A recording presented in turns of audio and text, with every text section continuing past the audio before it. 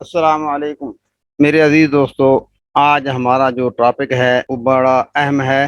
نماز کا ایک ایسا رکن ہے کہ جس کے چھوٹ جانے سے نماز ختم ہو جاتی ہے۔ اسے قوما کہتے ہیں۔ قوما یقوم قیامن، کھڑا ہونا کہ جب آپ رکوع سے کھڑے ہوتے ہیں، سمی اللہ لمن حمیدہ ربنا لک الحمد، یہ جو کھڑا ہونا ہے رکوع کے بعد، اس کو قوما کہتے ہیں۔ قوما نماز کے اندر واجب ہے۔ اگر قوما چھوٹ گیا، قوما رہ گیا، آپ کی نماز نہیں ہوگی۔ قومے کے رہ جانے کا مقصد یہ ہوتا ہے کہ آپ نے جب رکوع سے کھڑے ہوئے سیدھے، آپ ابھی تک کھڑے نہیں ہوئے کہ آپ نے جھکنا شروع کر دیا سجدے کے لیے، اس سے قوما ادا نہیں ہوتا۔ قوما تب ادا ہوتا ہے کہ جب آدمی بالکل سیدھا کھڑا ہو جائے، تمام اعضاء اپنے وقوف کر جائیں، ٹھہر جائیں، کہ جہاں سر نے کھڑانا ہے، کمر نے کھڑا ہونا ہے، ٹانگوں نے کھڑا ہونا ہے، بالکل ساکن ہو جائیں، اور ابھی تک سجدے کی حرکت جھکنے والی شروع نہ ہو، اس کو قوما کہتے ہیں۔ قوما رکنا، کھڑا ہونا، یہ واجب ہے۔ اگر یہ قوما رہ گیا، آپ پر سجدہ سہو واجب ہو جائے گا۔ جب تک سجدہ سہو نہیں کریں گے، آپ کی نماز مکمل نہیں ہوگی۔ اکثر چونکہ حضرات کو اس مسئلے کا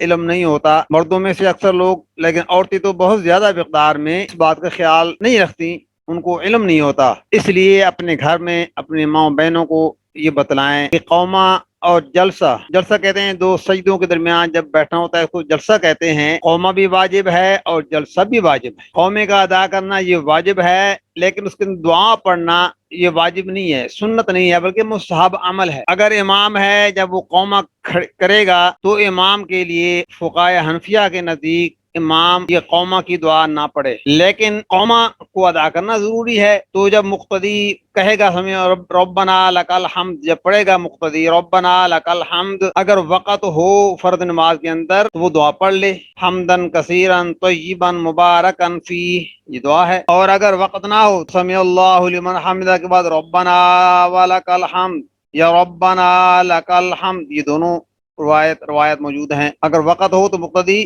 دعا پڑھ سکتا ہے، لیکن امام کے لیے فرض نماز کے اندر قومی کی دعا یا جلسی کی دعا ضروری نہیں ہے، اس لیے کہ امام کے لیے نماز کو ہلکا کرنے کا حکم ہے کہ نماز کو ہلکا رکھے، تاکہ جو بیمار ہیں، کمزور لوگ ہیں، ان کو تکلیف نہ ہو، اس لیے امام پابند ہے۔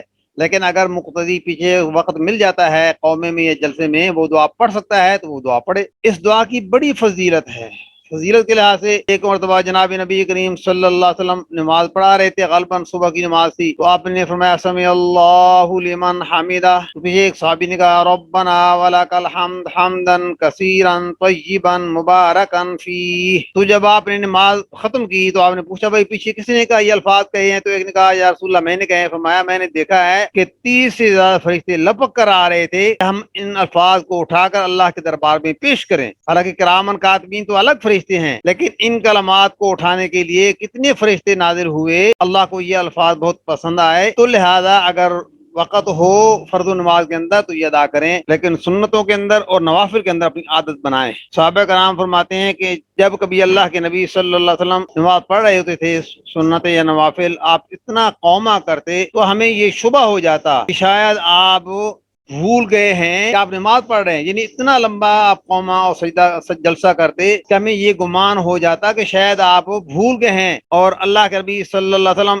جتنی دیر آپ رکوع کرتے یا سجدہ کرتے، اتنی ہی مقدار میں قوما اور جلسہ کا وقفہ ہو کیا کرتے تھے نوافل کے اندر۔ تو لہذا قوما کرنا یہ واجب ہے، اور قومے کے اندر یہ دعا پڑھنا یہ مستحب ہے، لیکن اللہ کو بہت زیادہ پسند ہے۔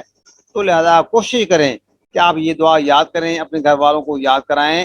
سمی اللہ لمن حمیدہ ربنا ولک الحمد، قومی کی دعا کی یہ ہے حمدا کثیرا طیبا مبارکا فیہ، حمدا کثیرا طیبا مبارکا فیہ۔ جب رکوع سے کھڑے ہوتے ہیں، رکوع کرنے کے بعد، تو امام کہتا ہے سمی اللہ لمن حمیدہ، مقتدی کہتا ہے ربنا ولک الحمد ربنا لک الحمد، اس کے بعد دعا ہے حمدا کثیرا طیبا مبارکا فیہ۔ یہ قوما کی دعا ہے، آپ یاد کریں، اپنے گھر والوں کو، بچوں کو یاد کروائیں۔ ایسا عمل ہے جو اللہ کو زیادہ پسند ہے۔